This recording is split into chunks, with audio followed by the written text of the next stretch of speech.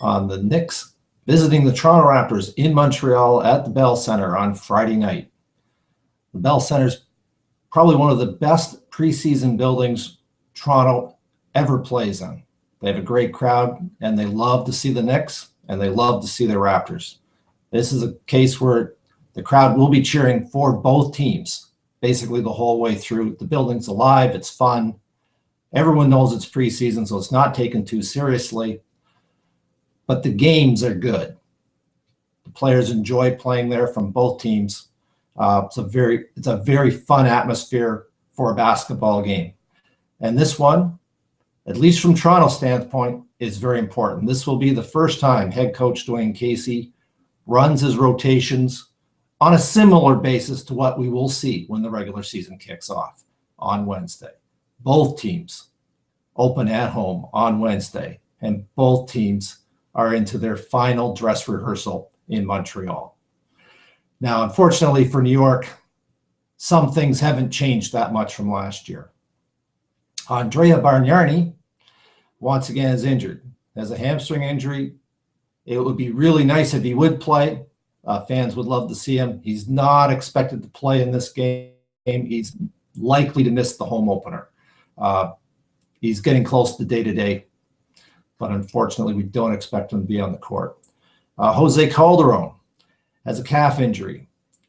It's questionable if he'll play on Friday night in Montreal. Again, it'd be really good for the team if he could play.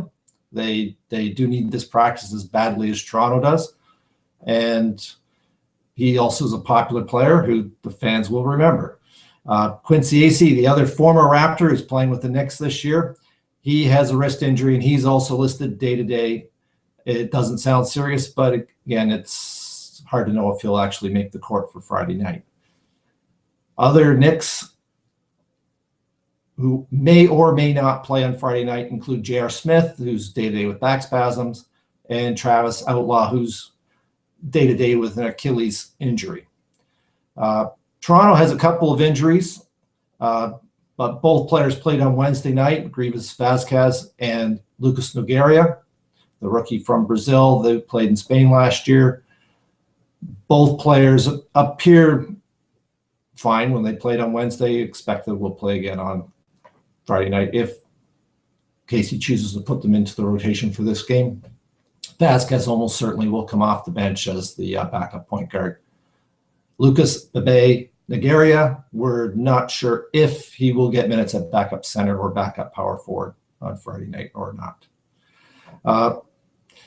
This is an interesting year for the Knicks. They have a rookie GM in the very famous Phil Jackson, who's had a lot of history success as a coach. This is his first stint in the head office, and he's with a team that's in a year of transition where there's a lot of players coming off the books at the end of this season, and no one would argue with them if this season was not considered as important as what happens next summer. They have a rookie head coach, Derek Fisher.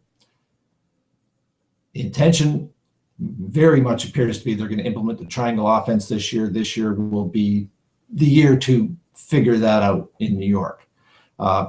Really like the idea of Jose Calderon, triangle offense. There's a point guard who likes to get the play going, who can finish with a three-point shot on the passes that are supposed to occur within the triangle offense.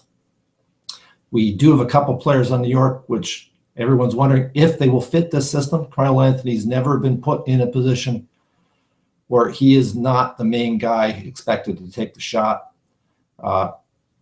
And J.R. Smith has a history of never turning down a shot when he has the opportunity. Both these players are talented. It's a new system, new coach. It doesn't mean they can't figure it out. And the triangle ran very well with Kobe Bryant and the Lakers, and Kobe's a definite scorer. Carmelo Anthony, with good coaching and a lot of encouragement, and give him this season to figure it out, he should be able to adapt to this system as well. It's just maybe a little rough off the start.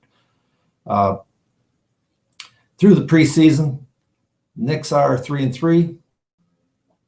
Toronto beat them 81-76 in New York 10 days ago.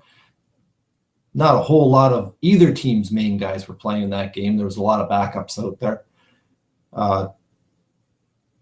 Don't really know if you can really put much credence on either team's preseason record. Toronto at 6-1 has been pulling out games typically in the end with the reserves on the floor against other teams' reserves, even third stringers to a large extent. These games are what they are, their practices. And Friday night's game is a really important game for Toronto, who does not have the injury situation New York does. We're really looking forward to seeing Toronto's starting lineup play their first chance at 30 minutes plus for each guy. Last year, you had Kyle Lowry, DeMar DeRozan, Terrence Ross, Amir Johnson, and Jonas Valanciunas win the most games of a Toronto starting five in the franchise history. They had 29 wins last year as a starting five. And they did not start the season together. That starting unit didn't evolve until after December 6th with the Rudy Gay trade. Expectations are high in Toronto in large measure because of the return of most of the team. There is a couple of interesting new scenarios going on, though. Lou Williams coming in. Everyone's anxious to see how he will play within a regular rotation. He has either been seeing a lot of minutes or no minutes, like he saw on Wednesday night. And he's proven to be quite the fire plug off the bench for scoring in the preseason. That is largely expected. We've seen him going up against guys who were by no means at his level through the 7 games he's played. And James Johnson is looking to get a bigger role, but he fills that need Toronto had last year as the big small forward, the combo forward who can come in and hopefully soak up some minutes against the bigger small forwards in the league like Joe Johnson, who they faced with the Nets last year and really didn't have an answer for after John Salmons and Landry Fields went down with back spasms. John Salmons no longer around. Landry Fields definitely looking as a 12th man on this current roster, but he can play and he can cover those guys if he can stay healthy. His ongoing arm problems, though, have not gotten better.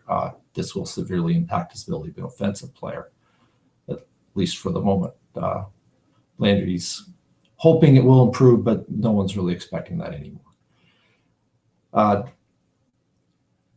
For the Knicks, starting out this game, we got Pablo Prigioni, the 37-year-old from Argentina, actually played really well the last couple of preseason games, and he has the experience Shane Larkin doesn't have while they're waiting for Jose Calderon to get back, and hopefully Jose's ready for the home opener.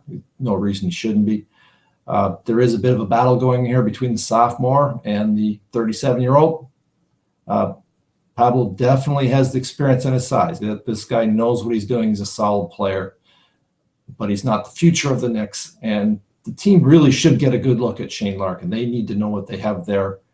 He's played reasonably well in preseason, but the team needs to see if they have a backup point guard in him this year, because this year should be a lot more about next year than this year.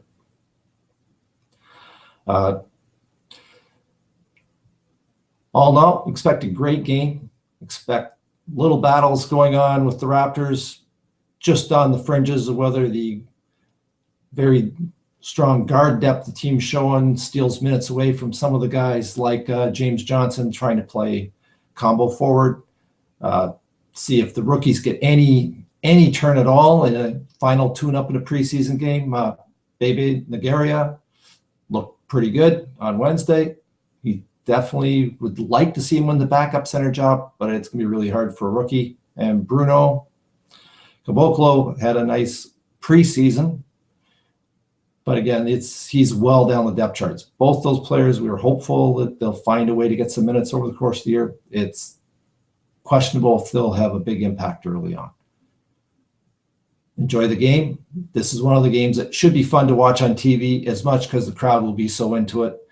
And both teams have reason to put out a good effort because this is their final tune-up. Check it out. Game's on TV. And enjoy Friday night.